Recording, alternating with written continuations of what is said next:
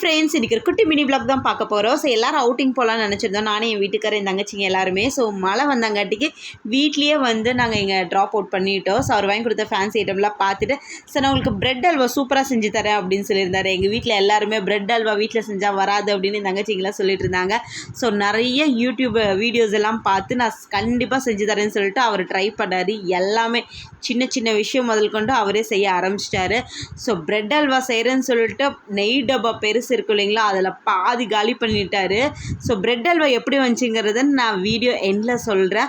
So உங்கள் வீட்டில் யாராவது இந்த மாதிரி பிரெட் அல்வா செஞ்சு நல்லா வந்துச்சா இல்லை சொதப்புச்சான்னு சொல்லிட்டு மறக்காமல் கமெண்ட் செக்ஷனில் சொல்லுங்கள்.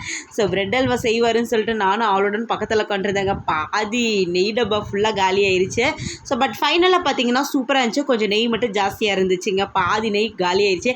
இந்த வீடியோ உங்களுக்கு பிடிச்சிருந்தா லைக் பண்ணிக்கோங்க. மறக்காமல் நம்ம சேனலை சப்ஸ்கிரைப் பண்ணிக்கோங்க. இனிமேல் ரெகுலராக வீடியோ வரும். பாய்.